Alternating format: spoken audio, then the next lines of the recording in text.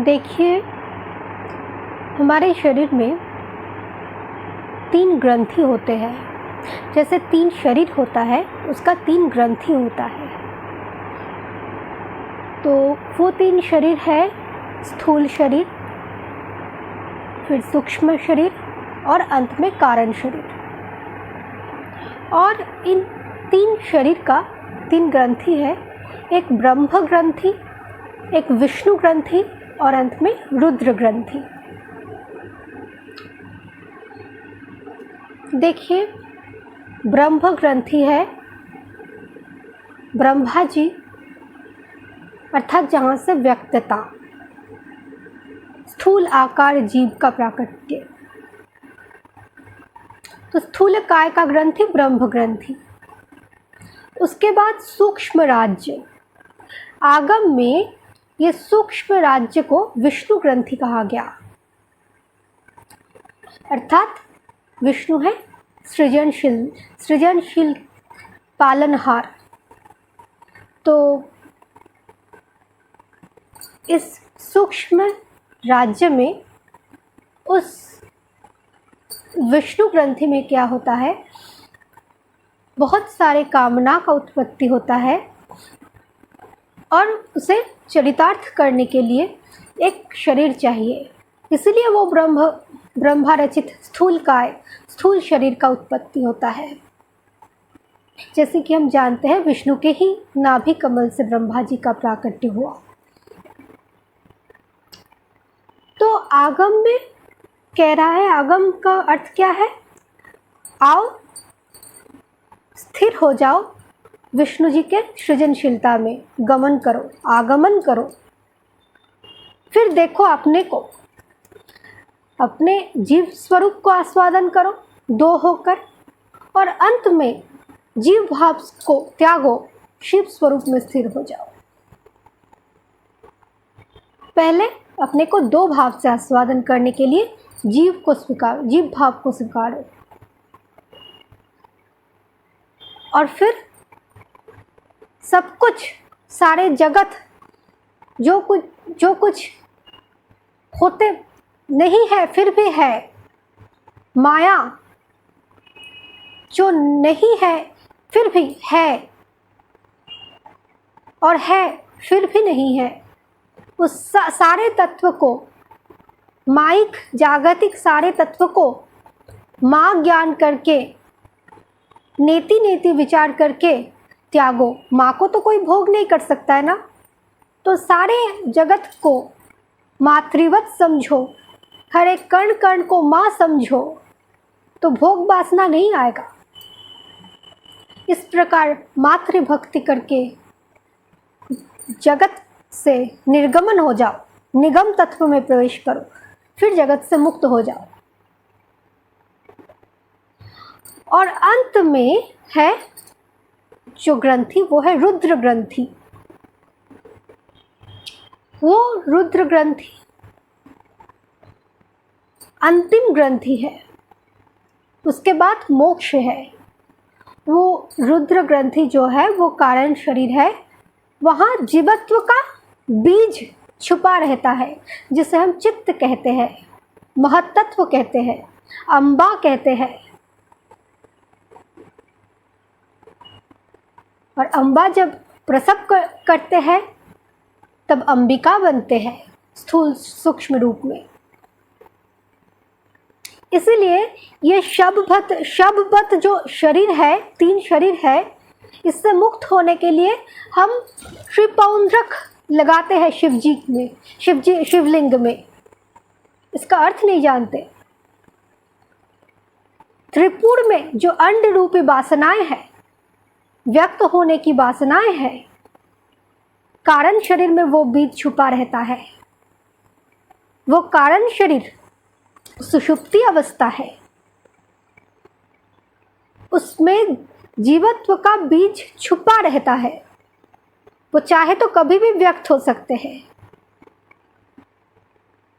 इसीलिए वो त्रिपौंड्रक इसीलिए लगाया जाता है, त्रिपौंड्रक, क्योंकि वो जो अंड है, वो जो इच्छा शक्ति है, वो व्यक्तता का जो भावना है उसका अभाव हो जाए। ये शरीर नाशवान है, 3 शरीर ही अर्थात ब्रह्मलोक तक सब कुछ नाशवान है, सब कुछ शव है। ये ज्ञान होकर स्वयं जीव रूपी जड़ भावना से मुक्त होकर शिव बने। इसीलिए हर एक ग्रंथि को हम लिंग रूपी उपाधि शिव पर, शिव में समर्पित करते हैं। अनु चैतन्य रूपी त्रिपुंड्र अंकित करके उसे त्रिपुंड्र का तिलक कहते हैं, जो हम लगाते हैं शिव जी को। तो देखिए, अभी मैंने कहा हमारे लिंग शरीर, उपाधि शरीर जो 84 लाख का है, वो छुपा रहता है कारण शरीर में। वो कारण शरीर सुषुप्ति अवस्था है। सूक्ष्म शरीर स्वप्नावस्था है। वहाँ जीव व्यक्त होने के लिए एक शून्य स्थान में बहुत सारे कामनाएं लाते हैं, जिसे हृदयाकाश कहते हैं, दहराकाश कहते हैं, आकाश कहते हैं। और उस कामना को आकार देने के लिए ये ब्रह्म ग्रंथि रूप स्थूल शरीर प्राकट्य होता है। ध्यान दें, उसी प्रकार चंडी में, चंडी शब्द का अर्थ समझिए। चंडी शब्द का अर्थ बाहरी रूप से कोप है। च अंड, जो अंड को, जीवत्व को पुरुषाकार के साथ, हर्षी का मतलब पुरुषाकार और पुरुष मतलब ज्ञान, परम अखंड ज्ञान, उसके साथ जो उस अंड को परिचय करा के अंड भाव को, जीव भाव को तारते हैं, जीव भाव को निकाल देते हैं, जीवत्व से मुक्त करते हैं, वो है चंडी।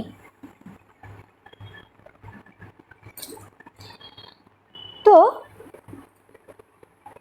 ये चंडी में 3 ग्रंथि का जो मूल असुर है, ब्रह्म ग्रंथि का असुर है मधुकैटभ। विष्णु ग्रंथि का मूल असुर है महिषासुर। और रुद्र ग्रंथि का मूल असुर है शुंभ निशुंभ। तो संक्षेप में बता रही हूँ। देखिए, मधु शब्द का अर्थ क्या है? मधु एक सर्वोपरि सर्वोत्कृष्ट रसास्वादक है। तो वो मधु के साथ विषय लालसा, इंद्रिय लालसा को तुलना की जाती है। विषय भोग को, विषय को कहता है मधु।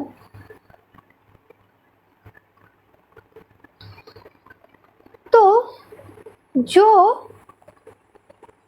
वृत्ति कीट रूपी है, जड़ रूपी है, वो इस विषय लालसा से मुक्त नहीं हो पाते।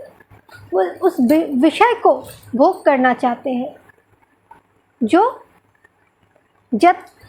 जो पहले अमृत की तरह लगे, लेकिन अंत में वो विषवत है।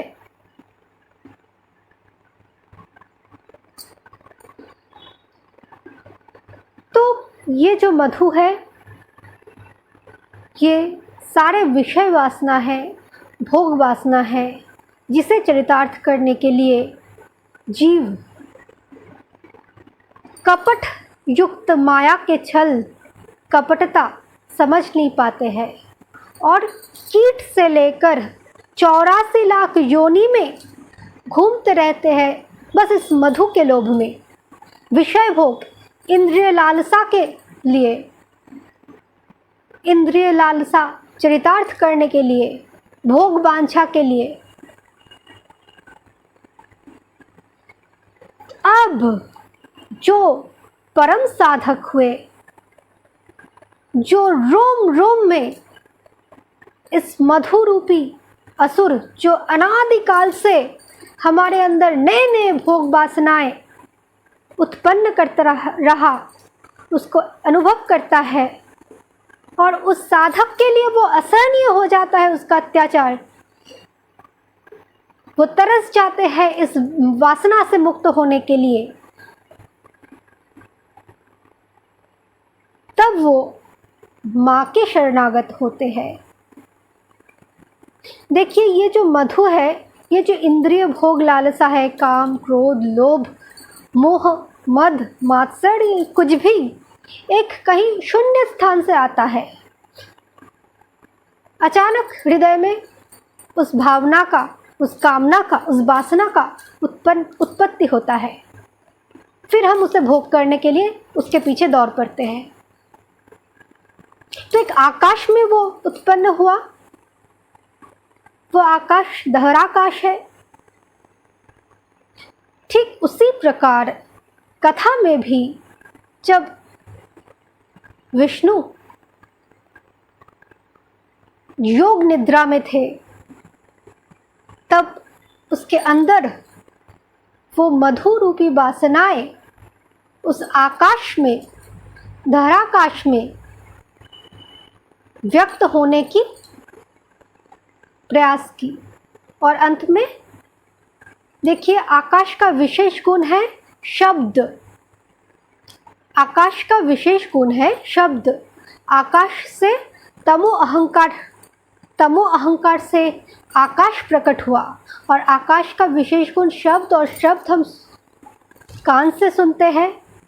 तो इसीलिए वो जो मधु कैटभ है, विष्णु के कर्ण मल से उत्पन्न हुआ, वो कान के मैल से उत्पन्न हुआ। देखिए, हम पहले विषय के बातें सुनते हैं, फिर चिंतन करते हैं, फिर वासना जन्माते हैं, वासना जन्म लेते हैं। तो वो कान के जो मलिन स्वभाव है, विषय बातें सुनना,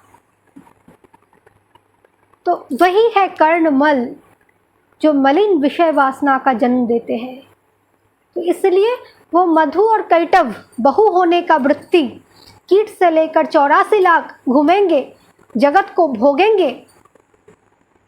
विषय मधु रूपी है, लोभ लालच पैदा करना, ये सारे कामनाएं मधु रूपी। तो वो मधु कैटभ इसलिए विष्णु के कर्णमल से उत्पन्न हुआ, बाहर आया जगत भोग के लिए। तो अब जब साधक इस मलिन वासना से मुक्ति चाहते हैं, लेकिन मुक्ति नहीं मिल रहा है, वासना आ ही रहा है, वासना कभी तृप्त नहीं हो रहा है, तब वो उसे क्या करना है? हर एक कर्ण कर्ण में बस माँ को ही देखना है और ये समझना है, या देवी सर्वभूतेषु भ्रांति रूपेण संस्थिता। ये सब कुछ भ्रम है, माँ भ्रम दे रही है, माँ भ्रम रूप में भी है। और भ्रम रूप में माँ है मतलब नेति नेति विचार। सब माँ है, सब ना है, सब नेति नेति है।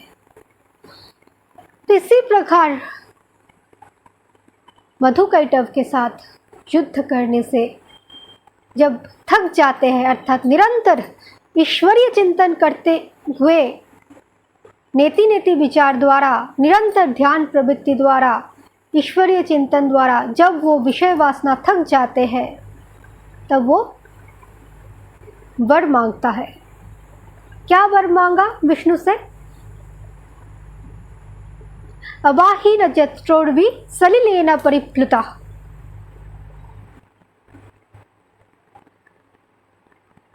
पहले विष्णु ने कहा कि मैं थक गई हूँ, मैं थक गया हूँ, अब तुम लोग क्या चाहते हो? तो मधुकैटभ ने कहा तुम वर मांगो। तो विष्णु ने क्या कहा, ठीक है, तो तुम मेरे हाथ से बद्ध हो जाओ। तो मधुकैटभ ने कहा अबाही न जत्रोर्वि सलिलेन परिप्लुतः, ठीक है, तुम मुझे वध करो विष्णु, लेकिन ऐसे जगह में वध करो जहाँ जल ना हो, जहाँ रस ना हो, जहाँ रसमय प्रपंच ना हो, जगत ना हो। तो विष्णु ने अपने जघन स्थान पर, जंघा पर उनको वध किया, अर्थात अव्यक्त किया। जंघा है महितल, महितल मतलब वहाँ जहाँ व्यक्त भी होता है पृथ्वी और जहाँ पृथ्वी का अव्यक्तता भी है। जैसे दुर्योधन का जब उरुभंग हुआ तो वो भी जंघा टूटा था, तब जाके महाभारत अंत हुआ। तो अव्यक्त होने से पहले भी ये महितल रूप जो जंघा है वो अव्यक्त का स्थान है, अर्थात वहाँ कोई रस नहीं रहता, रसमय प्रपंच नहीं रहता। तो वहाँ जाके भोगेच्छा शांत होते हैं, सदा के लिए मुक्त होते हैं भोगेच्छा। अब ऐसे ब्रह्म ग्रंथि क्षीण होता है। अब विष्णु ग्रंथि कैसे क्षीण होता है? विष्णु ग्रंथि का जो मूल असुर है वो है महिषासुर। अभी मैंने कहा मही तल में, जंघा में मधुकैटभ वध हुए। अब मही तल में मधुकैटभ वध हुए तो महिषासुर बलशाली हो गया, प्रबल हो गया। ये महिषासुर कौन है? मही शब्द का अर्थ है महितल, मही शब्द का अर्थ है पृथ्वी, और मध्याह्न शब्द, मध्याह्न शब्द कैसा दिखने में कैसा है? बीच में एक आकार रहता है जो खंडित दिखाई देता है। ये है मध्यवर्तिनी शक्ति अथवा जीव शक्ति।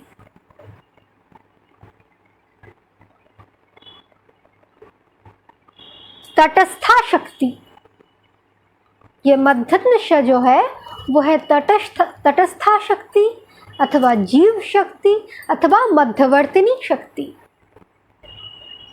वो पूर्ण को खंडित कर रहा है जीव रूप जड़ भाव द्वारा।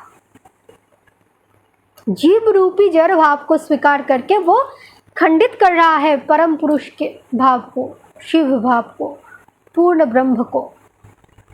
इसलिए उसे खंड खंड दिखाई दे रहा है। तो खंड खंड कहाँ दिखाई देता है? जहां रजोगुण रहता है, जहां सत्वगुण देवता, वहां अदिति अद्वैत, और जहां द्वैत प्रपंच वहां असुर दिति पुत्र रहते हैं। तो महिषासुर है रजोगुण का प्रतीक। तो ये रजोगुण आप ये मत समझे कि जागतिक रजोगुण है, ये उस परम साधक का रजो है जिसके अंदर भोगेच्छा का निवृत्ति हुआ,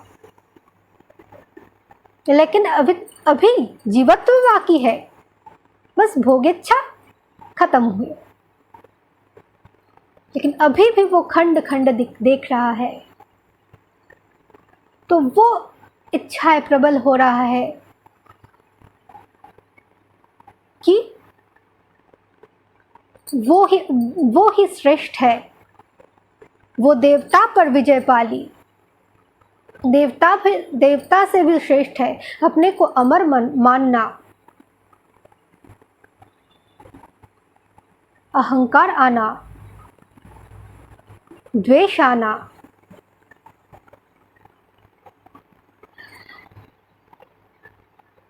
क्योंकि अभी खंड भावनाएं हैं, इसलिए मैं दूसरे से श्रेष्ठ हूं। ये जो भावनाएं, ये महिषासुर का अत्याचार है। कर्मोद्यम, कर्मस्पृहा, हालांकि वो जागतिक कर्म नहीं, लेकिन अपना प्रचार, अपना प्रसार, अपना विस्तार, मैं ज्ञानी हूँ, मैं भक्त हूँ, मैं सन्यासी हूँ, ये वो पाखंड सन्यासी नहीं जो मठ मंदिर में मिलता है, ये असली साधक के अंदर ये वृत्ति। तो ये वृत्ति जब परेशान करने लगते हैं, तब वो साधक तरस जाते हैं इससे छुटकारा पाने के लिए। फिर तो है आवरण। वो आवरण से क्या होता है, जो जिसे हम चामर कहते हैं, वो आच्छादन, वो भी अज्ञानता देते हैं, भ्रम देते हैं।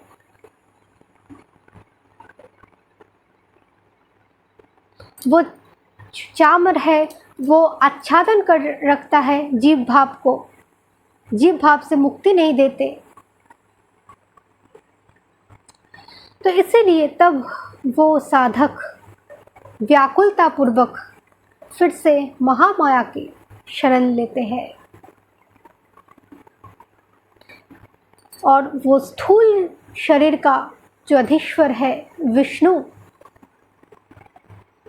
तो उनके जो शक्ति है महालक्ष्मी धनदात्री, वो महाज्ञान द्वारा परम ज्ञान दान कर उसे तृप्त करते हैं और उसके अंदर उस रजो रूपी महिष को मर्दन करता है। रजो रूपी महिषासुर का वध करती है माँ। अब रुद्र ग्रंथि में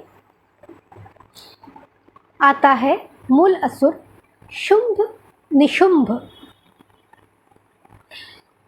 देखिए, एक बात बोलना मैं भूल गई,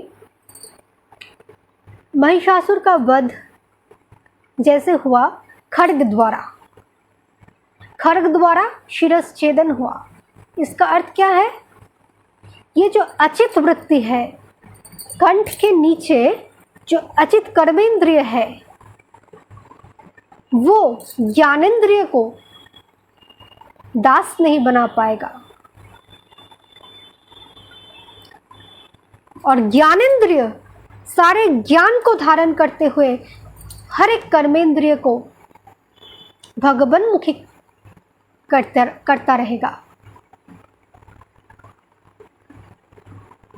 यानी कि सब कुछ चित स्वरूप में स्थिर होगा, एक चित शक्ति में, चित शक्ति द्वारा ज्ञान घन शक्ति में स्थिर होगा। तो ये है महिषासुर वध।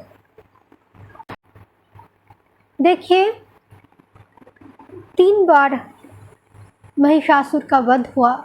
एक कात्यायनी ने किया महिषासुर का वध, फिर वृंदावन रूपी व्यापक स्वरूप में स्थिर किया आराधिका को, राधा कृष्ण का नित्य मिलन। तो ये तत्व गंभीर है, ज़्यादा भीतर नहीं प्रवेश करूंगी। भद्रकाली द्वारा महिष मर्दित होता है जब अर्जुन ने पुकारा माँ को, फिर उसे गीता ज्ञान मिला। वो भी मातृशक्ति द्वारा उसका माया गई। भद्रकाली शब्द का अर्थ है भद्रा नामनी प्रकृति शक्ति को, माया शक्ति को जो हटा देते हैं और भक्त को कालातीत बनाते हैं। कात्यायनी शब्द का अर्थ है पर ब्रह्म ज्ञान, ब्रह्म ज्ञान। और तीसरे बार दुर्गा दुर्विज्ञ ज्ञान के द्वारा महिष मर्दित होता है और सुरत समाधि का मिलन। अब आते हैं रुद्र ग्रंथि में। ये रुद्र ग्रंथि का मूल असुर है शुंभ निशुंभ। अब इसका गहरी अर्थ पर ध्यान दीजिए। देखिए, श तलव्य शब्द का अर्थ है परम सुंदर, परम सत्य। और अम्भ, भ शब्द भरणशीलता को, भार को, कुछ भी धारण करने की क्षमता को समझा जाता है। और हस्सु जो है, हस्सु नीचे की ओर इशारा करते हैं। तो क्या हुआ, इस शुंभ शब्द में हमने तालव्यश रूपी परम आनंद को, परम सुंदर को, परम सत्य को देखा और उसके साथ अहम को भरण करने वाला प्रवृत्ति को भी देखा और हस्सुकार में निम्नगामी प्रवृत्ति को भी देखा। तो एक साथ क्या हुआ, जो परम सुंदर, परम सत्य, दिव्य तत्व तक पहुंच चुके हैं, अंतिम ग्रंथि रुद्र ग्रंथि तक, और वहां पहुंचकर उस परम विज्ञान में स्थान में पहुंचकर बस दो संस्कार के वजह से फंस गए। निराकार, निर्विकार, निर्विशेष, निर्विकल्प अवस्था में नहीं पहुंच पा रहे हैं। वो दो असुर क्या है, अहम को भरण करना, मैं ही परम सत्य हूँ, मैं ही परम सुंदर हूँ, मैं ही परम आनंद हूँ। जब ये सारे प्रकृति, सारे सृष्टि मेरे ही कल्पना से है, सब कुछ मेरे ही लिए सज्जित हुआ है, जब तक कोई निर्विकल्प स्थिति को प्राप्त ना हो, जब तक तीन ग्रंथि का भेद ना हो, उससे पहले कोई समाधि तक सीमित रहकर अगर ऐसा सोचने लगे तो उसे कहा जाता है शुंभ, अस्मिता, जो अपने अहम भाव को भरण कर रहा है समाधि तक पहुंचकर ही। देखिए, समाधि के ऊपर जो स्थान है, स्तर है, वो है तुरीय। तुरीय, तो इसीलिए वो निर्विकल्प स्तर से पहले कोई अपने को अगर सर्वश्रेष्ठ समझे तो वो है अस्मिता, अविद्या, अंतिम असुर। जैसे कि हम हिरण्याक्ष जब व्याख्या किया तब मैंने कहा था हिरण्याक्ष के बारे में भी। और निशुंभ अर्थात ये मेरा है, ये सारे दिव्य ज्ञान, दिव्य सिद्धियाँ, दिव्य लोक, सारे प्रकाश, सब कुछ मेरा है, मैं और मेरा, इसे कहा जाता है ममता, ममत्व। तो ये दो अंतिम असुर है, इससे ही जगत का प्राकट्य हुआ था और इसमें लय है, यही उपाधि लिंग शरीर है। इस शरीर को सर्वोत्कृष्ट समझते हुए इस शरीर द्वारा मैंने प्रकाश प्राप्त किया, ज्ञान प्राप्त किया, महान हुआ, सारी सिद्धियां मेरा है, अर्थात मैं मेरा का संस्कार शरीर तक सीमित है। ये शरीर में फंस गया, कारण शरीर में। तो ये शुंभ निशुंभ है, कारण शरीर का असुर। शुंभ निशुंभ का जो दूत है, प्रधान, वो है चंडमुंड, धूम्रलोचन, रक्तबीज, ये सब प्रधान है। तो वो अस्मिता और अविद्या रूपी अंतिम असुर कारण शरीर का जब देखा अपने बहिप्रकाश को, अपने परम ज्ञान शक्ति को, तो अपने को सर्वश्रेष्ठ घोषणा करने के लिए, उस शक्ति को भोगने के लिए, उस शक्ति में लीन होने के लिए, उस शक्ति को अपनाना चाहा। तो ये भी स्पष्ट करती हूँ। देखिए, चंडी बोलने से पूर्व ही मैंने कह दिया, च अंड, उस अंड रूपी व्यक्तता, उसको जो पुरुषाकार के साथ, अपने अखंड ज्ञान के साथ जो परिचय कराता है, वो है चंडी। तो चंडी का बाहरी अर्थ है कोप, और चंड अर्थ क्या है, जो जीवत्व को रखना चाहते हैं, इच्छा को, कामना को अभी भी रखना चाहते हैं, वो कोई साधारण कामना नहीं है, वो कारण शरीर का अंतिम कामना है कि सारे प्रकृति मेरे लिए है, सारे भोग्य वस्तु मेरे ही लिए है, मेरे ही कल्पना से बना, सब कुछ मेरे भोग्य है और है ही सारे प्रकृति महामाया। तो वो सब कुछ अपनाना चाहा, वो शुंभ निशुंभ।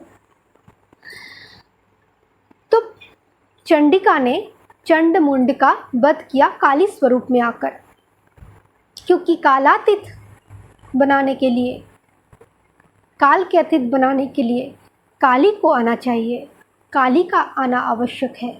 इसलिए मुंड शब्द क्या है? मैंने कहा हस्सुकार जब होता है, हस्सुकार में नीचे की ओर इशारा करते हैं। देखिए, मुंड शब्द का अर्थ सिर है। जो मुंडन कराता है उसका गूढ़ अर्थ है केश को कमाता है, अपने बालों को कमाता है। तो शास्त्र भी ऐसे मुंडित रहता है, उसे मुंडन करना चाहिए, तो वो व्यक्त हो जाएगा अपने आप, बहिर्प्रकाश करेगा अपने आप।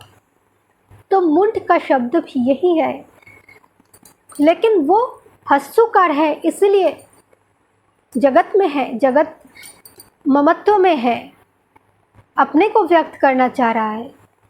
तो चंडिका ने क्या किया? उसे मांड बनाया, मुंड नहीं। जैसे हमने सुना मांडवी, मांडव, मांडुक उपनिषद, मुंडको उपनिषद,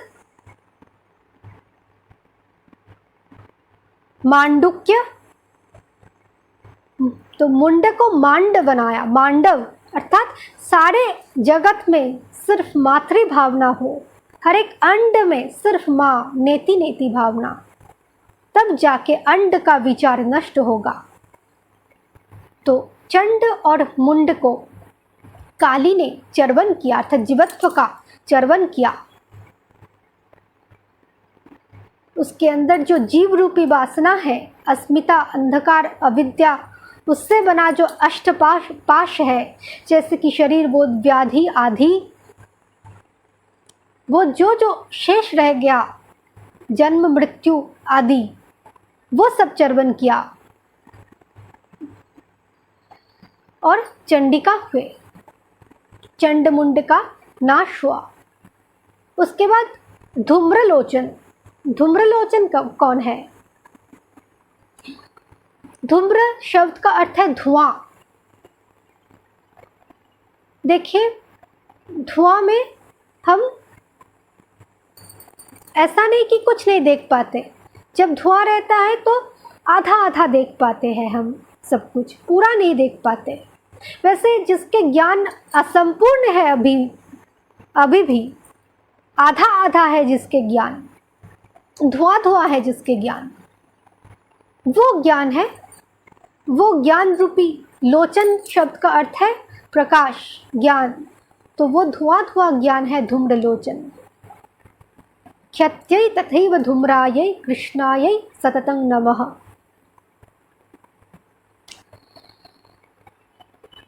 तो इसी प्रकार जो आधा आधा जो ज्ञान है, उसके अहंकार को जो चूर्ण करता है, वो है धूम्रलोचन बद्ध। और अंतिम जो असुर है वह है रक्त बीज, वह है जीवत्व का अनादिकाल का संस्कार। ये रक्त से ही शरीर बनता है, रक्त का ही बना हुआ शरीर है। तो हम कथा अनुसार जानते हैं, एक एक रक्त भूमि में पड़ते ही नया नया असुर का जन्म हुआ। अर्थ क्या है? एक एक विचार मन में आते ही वो जीवत्व को परिपोषण कर रहा है, वो जो अस्मिता और ममत्व है उसको बढ़ावा दे रहा है, फिर से व्यक्त हो जाओ, फिर से व्यक्त हो जाओ, सब कुछ तुम्हारा शक्ति है, ऐसा जीवत्व को बढ़ावा दे रहा है। सब कुछ नाश हो सकता है, लेकिन रक्त बीज का क्षय होना बहुत ही कठिन है, क्योंकि ये रक्त से ही बना है, सब कुछ रजोरूपी है। उस रक्त को पूरी तरह जब पी गया, सारे शक्ति मिलकर किस प्रकार सारे अनुचेतना जब अपने अपने क्षमता को, शक्ति को महामाया के भिन्न भिन्न रूप में समर्पण किया, जैसे कि वारही शक्ति में जो गंध तन्मात्र का प्राकट्य हुआ, जिससे कर्तृत्वाभिमान इंद्रिय शक्ति में समर्पण किया। तो इसी प्रकार जो जो संस्कार से, कर्तृत्वाभिमान से हमारे जीवत्व का परिपोषण होता है, वो रक्त से ही होता है। इसी प्रकार जब रक्त क्षय हो गया, रक्त क्षीण हो गया, तब रक्त बीज वध के बाद बस बाकी रहा अस्मिता और अहंकार, ममत्व, दो एकदम क्षीण असुर, क्योंकि सब कुछ वध हो गया। तो वो भी शून्य स्थान में ही चंडिका के साथ पूरे बल प्रयोग में युद्ध किया, यानी कि अपना अस्तित्व प्रकट करने का प्रयास किया और सारे के सारे दूत मारा गया। जीवत्व के सारे संस्कार, रक्त तक सब कुछ क्षीण हो गया। इसलिए वे दोनों क्षीण बल तो है ही, और शून्य स्थान में जहाँ से मधुकैटभ प्राकट्य हुआ, वहाँ जाकर चंडिका ने उस आकाश में उन दोनों को नाश किया, लय किया। अब चलिए केदार और कैलाश का गूढ़ रहस्य में, क्योंकि ये इसके इस प्रवचन के साथ ही युक्त है शुंभ निशुंभ से। ये केदार, वो कैसे? जो शुंभ हुए वो केदार को जाना। केदार शब्द का अर्थ क्या है? देखिए, दार शब्द का अर्थ हम सब जानते हैं कि दरवाज़ा है, लेकिन दार का एक और भी अर्थ है, वो है शक्ति, भार्या, पत्नी। तो क है प्रश्न सूचक चिन्ह, केवल दार, केवल शक्ति। तो वो कौन सा शक्ति है जिसे शुंभ अपना समझते हैं? शुंभ मतलब अभी कहा, जो अपने परम सत्य परमानंद स्वरूप को अपना शरीर समझ रहा है, एक लिंग उपाधि में सीमित करना चाहता है। तो वो केदार का वो कौन सा दार है, वो कौन सुंदरी है, वो कौन स्त्री है, उस हिमाचल सुता को ढूंढ रहे हैं। वो केदार यात्री है, वो केदार को जान सकते हैं जो शुंभ बने। वो केदार में जाके कैलाशवासी हो सकते हैं। वो कैसे?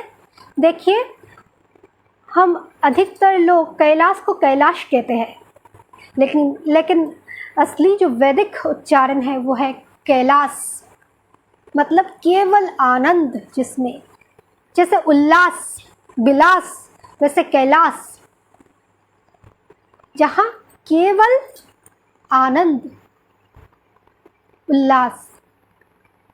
तो वो केवल आनंद, कैलाश तक, केवल तक, निर्विकल्प तक पहुंचने से पहले शक्ति का सामना करना पड़ेगा उस शुंभ को।